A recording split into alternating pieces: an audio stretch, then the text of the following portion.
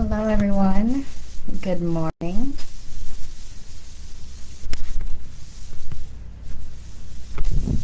Hello, everyone. Good morning and happy Saturday. We are on June 8th, 2024, and this is the 6th installment of Being Civil in Minnesota.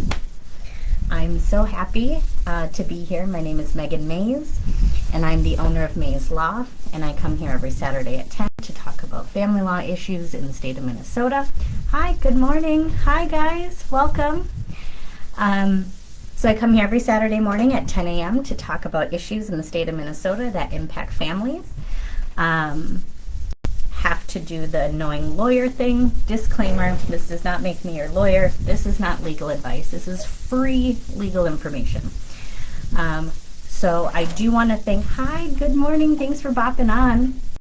I do want to thank everybody who's posting and being active in the group. I thought last week we had a great episode talking about the differences in significant others and introducing them into families and how that can impact your custody or parenting time case. But today, considering at least for ISD 77 where my kiddos go, it was the last day of school on Thursday. So congratulations to everybody. Hello. Oh, the sound is crackling. Jay, if you could let me know if that keeps happening, that would be really appreciated. If I talk slower, is that helpful? Let me know, please. But good morning, Jay. Thanks for coming. Oh, shoot. It's still crackling, Rachel. Okay. I'm a lawyer. I'm not a tech person. I'm so sorry. Let me see if there's anything I can do on my end, but I don't. Oh, it's consistent. I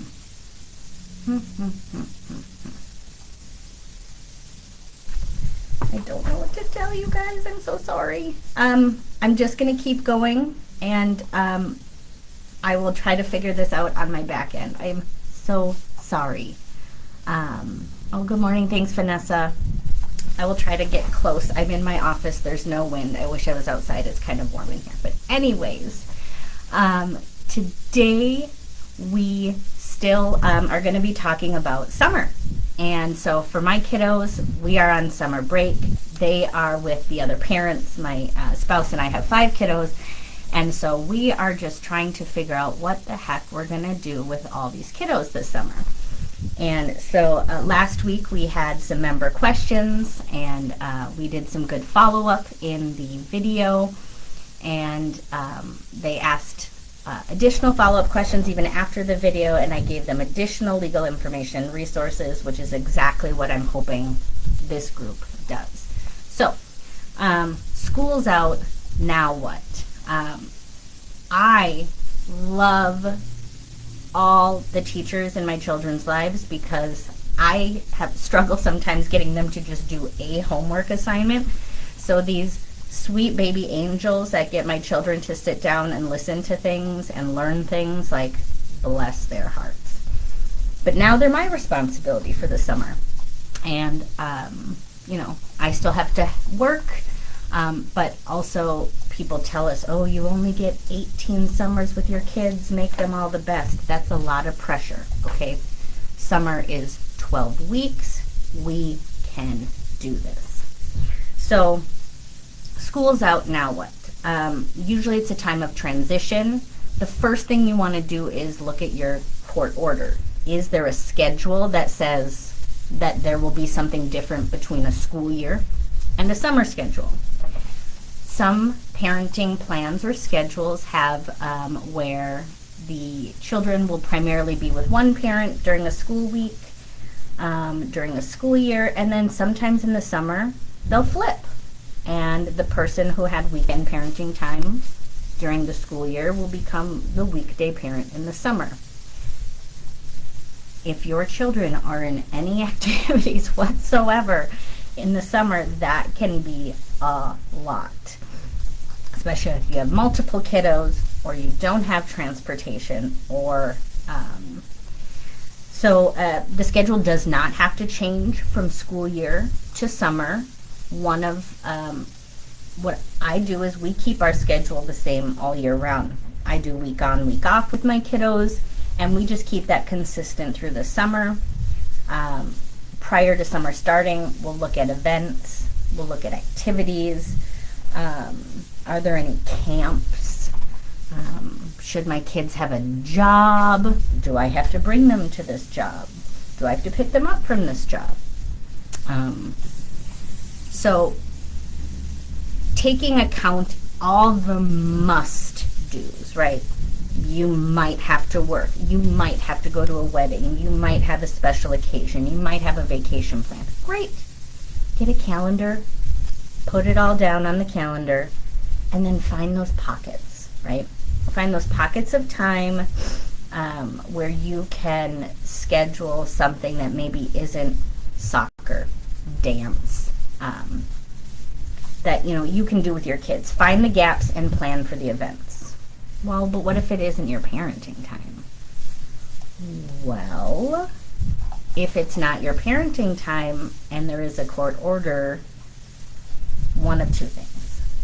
One, you can hope that you have planned in your court order for special events, meaning every year, mom, dad, custodian, they would get 4 special occasion days. Graduations, weddings, funerals. These are events that are going to happen. Kids, depending on the relationship with the person who's getting married, died, ages, things like that.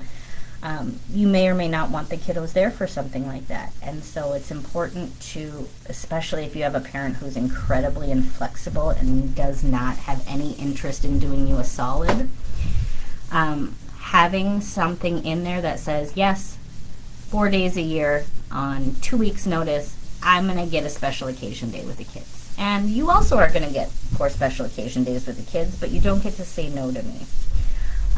If that isn't already in your court order and you're involved in a custody case, you may want to consider putting that in there. But what is good for you may not always be great. If the other parent is also able to do that, I've seen people who, their special occasion day has to be Mother's Day or Father's Day or the other person's birthday. Come on. So you just want to try to anticipate and minimize the conflict as much as possible while giving you the most flexibility you can to spend time with kiddos in the summer. Hey, good morning. Good to see you guys are coming on still. Depending upon the age of your kiddos in summertime, you may need childcare. So most of the day your kids were kept, alive and fed by, again, the sweet baby angel teachers. Thank you all and enjoy your summer. And the administrative staff, thank you. But when that's not there, if your children are of an age that can't stay home alone, and there are really crazy little hard and fast rules about how old you can be in Minnesota to stay home alone, how many hours you can watch a child that is younger than you based on your age. So there are guidelines for that, but people are not out there getting arrested that I'm aware of. If you guys are aware of that, let me know. I've had parents call in the law enforcement and do welfare checks on my kids who are like 12 and 10. Please stop doing that. I'm just kidding. If they're absolutely in danger, please do so. But if they're at home for a couple hours in the afternoon, not cooking meals while someone has to do a work shift, I don't think that's necessarily the kind of welfare need that law enforcement wants to go and check on. Good morning, Jay. You asked, can the other parent use the fact that you need childcare during your days against you? So, childcare, depending upon how you guys are splitting expenses, right? Courts don't want parents not to work, right? And if you have a job that requires you to have childcare while you're working,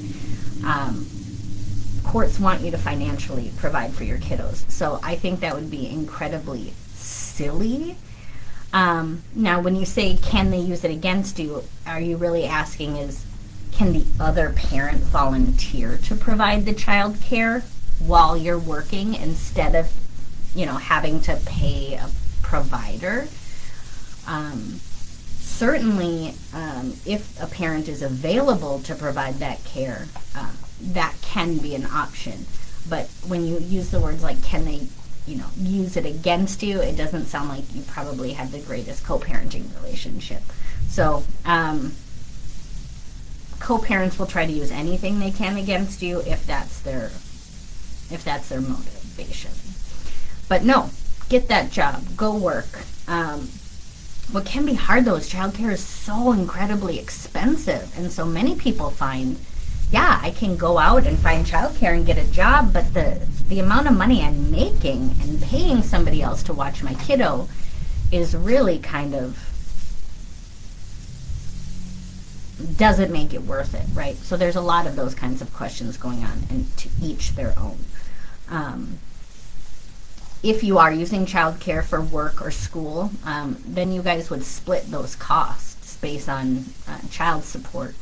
So that could be a point of contention too, if they don't want to pay for child care support while they could be providing care. Now, if they're not a safe person, they don't have that bond, the hours aren't long enough, and it doesn't make sense, those are all reasons why you could, consider the kind of job and hours before getting to that bridge.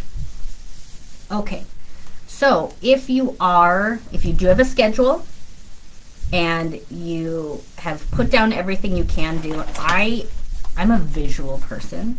I have to have color coordination in my life. And so when I do my calendar, I've got multicolored pens coming out of the woodwork here. So if it's something for me personal, I do purple. If it's kiddos, I put it in orange. I also put in there if I have to drive them to the activity. Well, I can't just leave my office at 12 if we have to be there at 12. So really considering the amount of time that you have after doing all the things for the kiddos and yourself and keeping yourself healthy and doing all the things, really planning mindfully to spend that time with the kiddos in the summer is going to be chef's kiss. So if you do need changes, reach out to the other parent in advance. Try to come to an agreement. If they are not the most flexible, perhaps would be the right way to say it, give them an incentive. Next Saturday, I'd love to take the kids to Art Splash. I know it's coming up. I don't actually know that it's next weekend. But let's pretend. Art Splash. I'd like to take them. I know that the demo derby is coming up in St. Peter, and you want to take them to that. Why don't I take this Saturday, and you can take that Saturday? So you could offer an exchange of time. You could offer makeup time and say, hey, I've got a weekend out of town. Love to take the kids. Would you like this other weekend so that you can take the kids and go do something? Some families have a relationship where they invite the other parent to these events. They can co-parent, they can do it great, but maybe it's an activity that the kids want to do, like a play, and the other parent would really also want to go and support that too, and you may not need to exchange the time. Give notice, give options, understand that if you do have a court schedule and there's nothing in there that allows for exchange, you may want to look and see if you have a vacation provision in your custody order that says you could have up to 1 week or 2 weeks parenting time and use that for the special occasions. If you are going somewhere long and far away out of the country, and I hope that you are, you're going to probably need a passport, and you're probably going to need the other parent to sign off on that, depending on the age and the custody arrangement. So passports are something I could certainly cover on another day if anyone is interested. I just want to thank everybody, Jay, Rachel, Vanessa, for showing up and for letting me know, keeping these videos high quality, asking questions. I hope you guys have a wonderful rest of your Saturday, and until next week, take care.